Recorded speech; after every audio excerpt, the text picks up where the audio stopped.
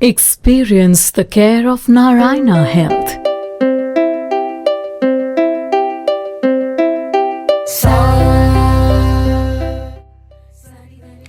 Hello दोस्तों, welcome to Narayana Health initiative let's talk health. आज हम अपनी इस जर्नी के 30th एपिसोड में पहुंच गए हैं। जैसे कि आप सब लोग जानते हैं, हमने जब इस मुहिम जब शुरुआत किया इस हमारे एक इनिशिएटिव की, तो हमारा सबसे इम्पॉर्टेंट जो हमारा ध्यान था वो प्रिवेंशन की तरफ था। और आज हम एक ऐसे ही डिज़ीज़ और ऐसे ही स्पेशलिस्ट से बात करने वाले हैं जहाँ पे प्रिवेंशन एक बहुत बड़ा एक रोल रखती है। और आज प्रोस्टेट ग्लैंड और उससे जितने भी डिजीज़ेस होते हैं उसके बारे में बात करने के लिए हमारे साथ जुड़े हैं डॉक्टर शफीक अहमद, जो डायरेक्टर और सीनियर कंसल्टेंट हैं यूरोलॉजी, किडनी ट्रांसप्लांट और रोबोटिक्स में। और वो एक बहुत ही इम्पॉर्टेंट टॉपिक जो प्रोस्टेट है और उसके होने वाले जैसे प्रोस्टेट कैंसर वगैरह के ऊपर आज हमारे साथ बात करेंगे। So doctor Shafiq, welcome to the show let's talk health. और आज हम प्रोस्टेट के ऊपर बात करेंगे। और इससे पहले कि हम इस प्रोग्राम की शुरुआत करें, आप अपने बारे में कुछ बताइए ऑडियंस को। बहुत बहुत शुक्रिया सर आपका। मेरा नाम डॉक्टर शफीक अहमद है। मैं director and senior consultant urology and kidney transplant and robotic surgery Narayana health care के साथ एसोसिएटेड हूँ। मेरा जर्नी जो स्टार्ट हुआ शायद जम्मू कश्मीर से हुआ है। अभी मैं दिल्ली एनसीआर के अंदर एक सीनियर कंसल्टेंट के द्वारा अप्रॉक्सीमेटली पिछले 10 साल से काम कर रहा हूँ दिल्ली एनसीआर में। जी, थैंक यू सो मच। दोस्तों, प्रोस्टेट और प्रोस्टेट कैंसर एक बहुत ही इम्पॉर्टेंट टॉपिक है और हमारे बीच में कई डिस्कशंस इस बारे में हुए। और आज हम एक एक ऐसी छोटी सी चीज़ जो आपके दिमाग में डाउट्स रहते हैं और रहते थे उनके बारे में डॉक्टर शफीक के साथ बात करेंगे। सबसे पहले डॉक्टर शफीक, हम बिल्कुल बेसिक्स पे आ जाते हैं। प्रोस्टेट ग्लैंड होता क्या है, ये बॉडी में कहाँ पे होता है, और जो हमारे मेल्स हैं उनके लिए 40 से ऊपर जो हैं उनके लिए क्यों इम्पॉर्टेंट है प्रोस्टेट ग्लैंड के बारे में पता करना, और कुछ ऐसा कि अर्ली डिटेक्शन से इससे बहुत ज़्यादा फ़ायदा हो, ऐसा क्यों? प्रोस्टेट ग्लैंड हमारे मेल्स में पाया जाता है। Basically it's the accessory sexual organ, जिसको हम लोग अपनी हिंदी में या उर्दू भाषा में बोलेंगे तो हम गुदूद बोलते हैं। हमारी थ्रू आउट द लाइफ ये एक PSA सिक्रीट करता है, जो एक प्रोटीन है जो हमारे सीमन को लिक्विफाई किया जाता है इस प्रोटीन के द्वारा। जब हम यंग होते हैं इसका डेफिनेटली रोल है। जब हम जैसे ही ग्रो करते हैं अबव 40 या अबव 50 बोल लीजिए एशियन रेस के अंदर, तो तब ये प्रोस्टेट जो है उसका साइज़ इंक्रीज़ होने लगता है। जब ये साइज़ इंक्रीज़ होता है तब इसके कुछ सिम्टम्स आते हैं। तो अगर हम लोग थोड़ा सा मैं एक डायग्राम दिखाना चाहूँगा अपने व्यूअर्स को कि एक ब्लैडर, हमारा यूरिनरी ब्लैडर जहाँ यूरिन जमा होता है, और वहीं से हमारा यूरेथ्रा निकलता है। और इस यूरेथ्रा के आसपास में एक ग्लैंड है जिसको हम प्रोस्टेट ग्लैंड बोलते हैं। ये हमारे लिए तब इम्पॉर्टेंट हो जाता है जब हम लोग 50 के एज से ऊपर चले जाते हैं। आपने ये लोकेशन प्रोस्टेट की बताई और आपने आज बताया कि प्रोस्टेट एक्चुअल में होता क्या है और क्या इसका रोल होता है। हम थोड़ा प्रोस्टेट में प्रॉब्लम्स के ऊपर जाते हैं। तो कौन सी बहुत कॉमन प्रोस्टेट की इश्यूज़ हैं, और जैसे मैंने पहले क्वेश्चन में भी कहा कि अर्ली डिटेक्शन एक क्यों इतना इम्पॉर्टेंट रोल प्ले करती है प्रोस्टेट की बीमारियों से? जी, प्रोस्टेट के सबसे कॉमन जो 2 बीमारियों के मैं नाम लूँगा। एक तो जिसको हम बिनाइन हाइपरप्लेजिया ऑफ प्रोस्टेट बोलते हैं। जैसे एक डिक्टम है कि आपकी आँख की बीनाई यानी कि रोशनी कम होती है, बाल सफ़ेद हो जाते हैं। और तीसरी चीज़ जो मेल्स में हमेशा होएगी उसको प्रोस्टेट इनलार्जमेंट होती है। तो ये डिक्टम है, ये हमारा एज रिलेटेड चेंजेस होती हैं। जो कॉमन डिजीज़ है उसको हम बिनाइन हाइपरप्लेजिया प्रोस्टेट बोलते हैं, यानी कि BPH बोलते हैं। दूसरी कॉमन डिजीज़ जो कि मेल में ओल्ड एज में पाई जाती है अबव 50, वो है प्रोस्टेट कैंसर। तो हम आज मुझे लगता है कि जो अपने व्यूअर्स को जो बताएंगे, तो मेन ये 2 डिजीज़ हैं जो कि प्रोस्टेट से एक मेल जो है वो लाइफ में सफ़र कर सकता है। मैंने जो एक और क्वेश्चन इससे थोड़ा पूछा कि अर्ली डिटेक्शन क्यों ज़रूरी है, उससे क्या फ़ायदा होता है जब ये अर्ली डिटेक्ट हो जाए? जी, सबसे पहले तो जो हमारी जो मैंने 2 डिजीज़ के बारे में मेंशन किया, जो बिनाइन हाइपरप्लेजिया जो है, अगर हम लोग उसको अर्ली डिटेक्ट करेंगे तो हमारी जो सिम्टोमेटोलॉजी है, सिम्टम्स हैं, उनको रिलीव करेंगे, अगर डिटेक्ट करेंगे तो हमारे सब्सिक्वेंटली जो ब्लैडर है उसके ऊपर प्रेशर कम पड़ेगा। दूसरी बीमारी जो प्रोस्टेट कैंसर है उसको अर्ली डिटेक्ट करने से सबसे इम्पॉर्टेंट चीज़ है, किसी भी कैंसर को अगर अर्ली स्टेज पे डिटेक्ट किया जाए तो शायद उसका हम 100% क्योर अपने आप को करवा सकते हैं। दोस्तों, डॉक्टर शफीक ने प्रोस्टेट ग्लैंड की लोकेशन, उसकी इम्पॉर्टेंस, उसका फंक्शन और 2 इम्पॉर्टेंट डिजीज़ के बारे में हमें बताया। उन्होंने ये भी बताया कि अर्ली डिटेक्शन से ऑलमोस्ट ये जो प्रोस्टेट कैंसर स्पेसिफिकली जो उन्होंने बोला उसको हम क्योर कर सकते हैं, उसके ऊपर हम काफ़ी हद तक काबू ला सकते हैं। अगर डॉक्टर शफीक से आप बात करना चाहें, डॉक्टर शफीक से अपॉइंटमेंट लेना चाहें तो www.narayanahealth.org पे जाके आप डॉक्टर शफीक से अपॉइंटमेंट ले सकते हैं, उनसे बात कर सकते हैं, उनसे वीडियो कंसल्ट कर सकते हैं, या जो QR कोड इस समय आपकी स्क्रीन पे है उसको आप डाउनलोड कीजिए, हमारा NH केयर ऐप अपने मोबाइल पे डाउनलोड कीजिए और फिर से वहीं से भी आप डॉक्टर शफीक के साथ बात कर सकते हैं अगर कुछ और जानकारी आपको लेनी है। डॉक्टर साहब, आगे बढ़ते हैं, थोड़ा प्रोस्टेट कैंसर के ऊपर बात करते हैं क्योंकि ये एक इम्पॉर्टेंट टॉपिक है। सो प्रोस्टेट कैंसर को डिटेक्ट कैसे किया जाता है और उसके अर्ली सिम्टम्स क्या होते हैं, किसको पता चले? लेट अस से अर्ली डिटेक्शन हम नहीं कर पाए तो क्या सिम्टम्स उसके आने शुरू हो जाते हैं? ये बहुत इम्पॉर्टेंट है क्योंकि बेसिकली हम बीइंग एन एशियन रेस, हमारी पॉपुलेशन में प्रोस्टेट कैंसर की प्रोपेनिसिटी या इंसिडेंस जो है वो बहुत कम होता है compare to the African and Americans race के द्वारा हमारे एशियंस में कम है। जो सिम्टम्स की बात आती है, अनफॉर्चुनेटली यही एक कैंसर है जिसके बहुत ज़्यादा सिम्टम जो हैं टोटली अनरिलेटेड होते हैं। मरीज़ हमेशा जो प्रेजेंट करता है वो हमेशा हमारे बिनाइन प्रोस्टेट हाइपरप्लेजिया के सिम्टम्स होते हैं, यानी कि बार बार यूरिन के लिए जाना, रुक रुक के यूरिन का आना, रात को यूरिन के लिए उठ के जाना, अर्जेंसी यानी कि रोक ना पाना, भाग भाग के बाथरूम जाना, या अगर आप कहीं मार्केट जा रहे हैं तो आप पहले ये देखते हैं कि मैं वॉशरूम होके जाऊं, या फिर वहाँ जाते ही आप वॉशरूम को ढूंढते हैं। ये सिम्टम्स हमारे प्रोस्टेट डिजीज़ के हैं। बट जब हम ये सिम्टम्स देखते हैं, नॉट नेसेसरली कि किसी को कैंसर है। जो दूसरा पार्ट आपके सवाल का था कि हम लोग कैसे ये जाने कि भाई किसी को प्रोस्टेट कैंसर है कि नहीं है, सबसे सिंपल एक हमारा स्क्रीनिंग टेस्ट आता है जो कि हम अपने हेल्थ चेकअप में हमेशा इसको इंक्लूड करवा सकते हैं। जब भी हमारी एज 40 से ऊपर हो, 45 अगर किसी का फैमिली हिस्ट्री नहीं है तो 45 से आप शुरू कर सकते हैं कि आप अपना हर साल में हेल्थ चेकअप में एक PSA टेस्ट ज़रूर करवाइए। वही हमारा स्क्रीनिंग मार्कर है जो हम एक सिंपल ब्लड टेस्ट से डिटेक्ट कर सकते हैं।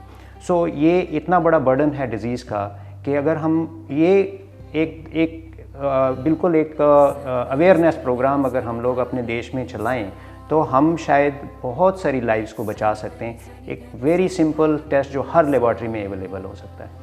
एक्सीलेंट। डॉक्टर साहब, आपने प्रोस्टेट के बारे में बताया, आपने प्रोस्टेट के डिजीज़ के बारे में बताया, आपने प्रोस्टेट कैंसर और उसके डिटेक्शन के बारे में बताया। थोड़ा ट्रीटमेंट के ऊपर हम चलते हैं।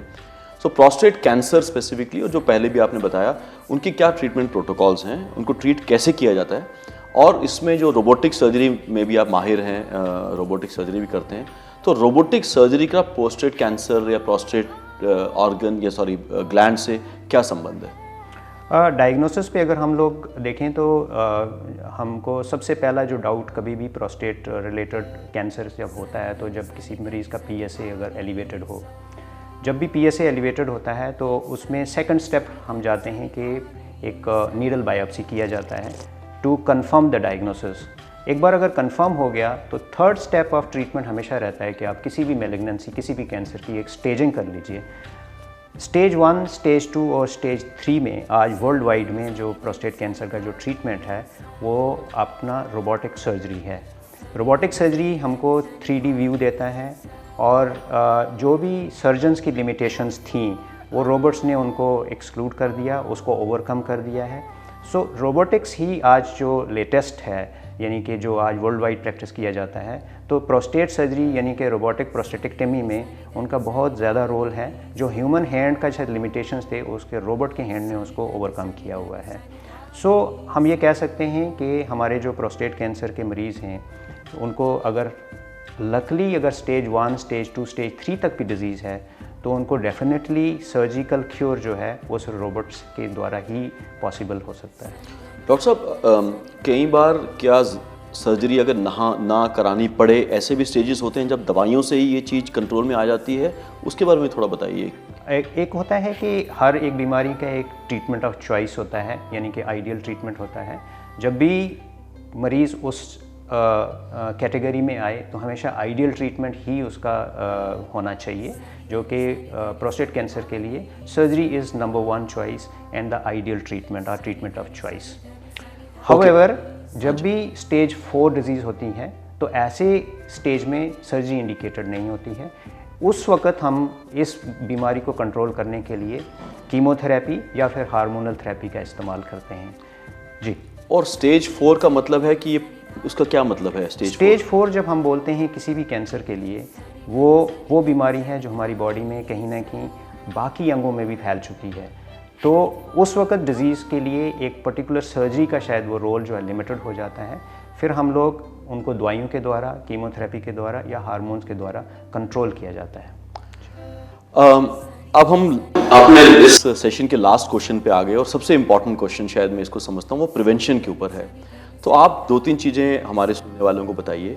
पहली बात तो प्रिवेंशन के क्या क्या स्टेप्स होने चाहिए, और क्या ये ज़रूरी है कि हर मेल जो हमारा है, जो आज इंसिडेंस है पॉपुलेशन में, जो भी परसेंटेज है 2%, 5%, उनको प्रोस्टेट कैंसर होगा ही, या हम इसके पहले, होने के पहले भी कुछ ऐसे स्टेप्स ले सकते हैं, लाइफस्टाइल चेंजेस, खाना पीना, या कुछ और जेनेटिक टेस्टिंग, या जो आपने बताया, ताकि हमें उस स्टेज पे या तो पहुँचे ही ना, प्रोस्टेट कैंसर आपको हो, या सबसे अर्लीस्ट जो पॉसिबल है उसकी डिटेक्शन हो सके। ये एक बहुत ही इम्पॉर्टेंट मुझे बहुत खुशी हो रही है ये क्वेश्चन सुन के, क्योंकि हर एक बीमारी के लिए अगर हम उसकी बेसिक पैथोफिजियोलॉजी को समझें और हम उसको प्रिवेंशन पे जाएं तो शायद हमारा बीइंग ए डॉक्टर मकसद जो हल हो जाता है। प्रोस्टेट कैंसर जो फैमिलीज़ में रन करता है उनका जेनेटिक बेसिस ज़रूर है, और हमारे लाइफस्टाइल के साथ में उनका रिलेशन है। अगर हम लोग इसको डिज़ीज़ ऑफ अर्बनाइजेशन भी बोला जाता है, तो अगर हम लोग अपने आप को एक हेल्दी लाइफस्टाइल में रखेंगे और हेल्दी डाइट लेंगे, अपना रूटीन का एक्सरसाइज करेंगे, ये सब चीज़ें कहीं ना कहीं हमारी लाइफस्टाइल में किसी भी बाकी बीमारी के लिए भी कहीं ना कहीं वो मुफीद होती हैं। और the same holds true for the prostate as well. Second चीज़ जो है, अब जेनेटिक की जैसे हम बात करें तो जेनेटिक ऐसे हमारे पास कोई टेस्ट तो अभी अवेलेबल नहीं है कि जिससे हम ये डायग्नोस कर पाएँ या फिर डिटेक्ट कर पाएँ। हाउएवर हमारे पास, हम बहुत शायद लकी हैं कि हमारे पास प्रोस्टेट डिज़ीज़ को डिटेक्ट करने के लिए जो एक बहुत ही सिंपल टेस्ट है जिसको हम PSA बोलते हैं। हर एक इंडिविजुअल को जो हेल्दी है आफ्टर द एज ऑफ 40, अगर उनकी फैमिली के अंदर कोई प्रोस्टेट कैंसर का मरीज़ था और अगर किसी की फैमिली में कोई हिस्ट्री नहीं है, तो वो अपना 50 साल की उम्र के बाद में, जब तक उनकी उम्र 75 नहीं होती है, हर साल में अपना एक PSA टेस्ट ज़रूर करिए। उसी से आपकी बीमारी जो है वो वक्त पे पकड़ी जाएगी और शायद आप इस मरीज़ से, इस बीमारी से अपने आप को मुक्त कर पाएंगे और सही इलाज करवा पाएंगे। इस बीमारी का सबसे इम्पॉर्टेंट ये है कि अगर आपने इसको सही स्टेज पे पकड़ा, यू आर क्योर्ड, 100% आप क्योर हो सकते हैं। और अगर ये बीमारी डिले पकड़ी गई, स्टेज 3 या स्टेज 4 में पकड़ी गई, फिर शायद इसका क्योर पॉसिबल नहीं है, फिर शायद हम इसको सिर्फ कंट्रोल करने की ओर जाते हैं, पेशेंट क्योर नहीं हो सकता। तो प्रोस्टेट कैंसर के लिए सबसे बड़ी मैसेज शायद हमारी तरफ से रहेगी कि आप अपना PSA हर साल में आफ्टर द एज ऑफ 50 ज़रूर करवाइए, और अपना कोई भी सिम्टम, जो भी आपके यूरिनरी सिम्टम्स हों, आपको यूरिन का कोई प्रॉब्लम हो, तो ज़रूर उसको डॉक्टर से मिलिए और उनकी जांच करवाइए।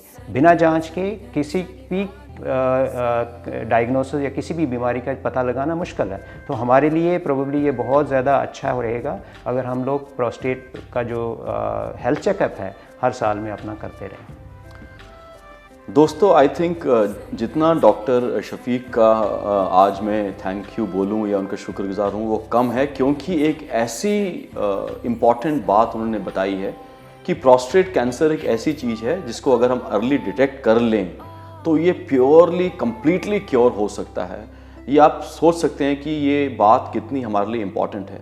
उन्होंने बाकी चीज़ें तो बताई ही, लेकिन जो मैं इस पूरी जो हमारा लेट्स टॉक हेल्थ का आज का जो एपिसोड है उसका मैं अगर निचोड़ निकालूं और आप सबको ये रिक्वेस्ट करूं कि उन्होंने 50 कहा है बट शायद 40 भी उन्होंने मेंशन किया, तो कुछ ऐसी फैमिलीज़ में जहाँ ये है या कुछ किसी फैमिली में प्रॉब्लम आ रही है तो छोटा सा ब्लड टेस्ट या जो टेस्ट हम कराते हैं बहुत ही PSA का जो मेजरमेंट, आई थिंक हर साल एक बार अगर 40 ईयर्स पे ही शुरू कर दें जो जिनमें फैमिली हिस्ट्री है, जो बाकी लोग भी आगे, तो ये पहली बात तो एक लॉन्गिट्यूडनल आपके पास डेटा रहेगा कि अगर पहली बार प्रोस्टेट आपका बढ़ना शुरू हुआ तभी आप उसी को पकड़ सकते हैं, डॉक्टर को मिल सकते हैं। जो सेकंड बात उन्होंने ये कही कि अगर ये पहले डिटेक्ट हो भी जाए तो भी ये प्योरली कंप्लीटली क्योर हो सकता है। फिर उन्होंने प्रोस्टेट रोबोटिक्स की बात की जो डॉक्टर साहब इतना अच्छा करते हैं। उन्होंने कहा कि आजकल लिमिटेशंस जो पहले थी सर्जन्स की वो भी खत्म हो गई हैं, तो robotic surgery is outstanding as far as prostate का। आज आपको पता है 30th एपिसोड को हम शूट कर रहे हैं, हर एक डॉक्टर ने लाइफस्टाइल के ऊपर बात की है, चाहे वो कैंसर के डॉक्टर थे, चाहे वो हार्ट के डॉक्टर थे, चाहे वो डायबिटीज़ के डॉक्टर थे। तो अपनी लाइफस्टाइल को हेल्दी रखें, एक्सरसाइज करें, खाना अपना ठीक से खाएं और समय समय पर अपना रेगुलर हेल्थ चेकअप कराते रहें। उससे किसी भी चीज़ को पहले पकड़ने में बहुत ही ज़्यादा सहायता होगी। अगर आप डॉक्टर शफीक से जो Narayana super speciality hospital Gurugram में बैठते हैं, हमारे जो धर्मशिला नारायणा हॉस्पिटल दिल्ली वहाँ भी बैठते हैं और बाकी जगह भी जाते हैं, उनसे अगर और भी बात करना चाहें तो स्क्रीन पे जो NH care app QR code है उसको अपने फ़ोन से स्कैन कीजिए, डाउनलोड कीजिए और डॉक्टर शफीक से अपॉइंटमेंट लीजिए, वीडियो कंसल्ट कीजिए या www.narayanahealth.org पे जाके भी आप डॉक्टर साहब से अपॉइंटमेंट ले सकते हैं। डॉक्टर साहब आज बहुत ही ज़्यादा शुक्रगुजार हैं आपके, क्योंकि आपने एक बहुत ही सिंपल तरीके से अपने डायग्राम के ज़रिए से और एक बहुत ही अच्छे तरीके से एक बहुत पॉजिटिव बात की, क्योंकि हेल्थ केयर में कई बार हम सोचते हैं कि अगर कोई डिज़ीज़ हो जाए तो क्या हो, लेकिन अगर अर्ली डिटेक्शन हो जाए तो क्यूरेटिव डिज़ीज़ है। ये आपने जो हमारे सुनने वालों को बताया इसके लिए बहुत बहुत शुक्रिया। आज एक बहुत ही इम्पॉर्टेंट जानकारी मिली हमारे जानने वालों को। आज हमारे इस एपिसोड में जुड़ने के लिए आपका बहुत बहुत शुक्रिया हम देते हैं। Thank you very much. Thank you. तो दोस्तों फिर से अगले एपिसोड में मिलेंगे। इन एपिसोड्स को शेयर करते रहिए, अपने दोस्तों में, फैमिली में बताइए। इससे एक बेटर हेल्थ की तरफ जाने में जो नारायणा हेल्थ की जो एक छोटी सी इनिशिएटिव है उसमें हमें बहुत सपोर्ट मिलेगा। बहुत बहुत शुक्रिया। Thank you very much.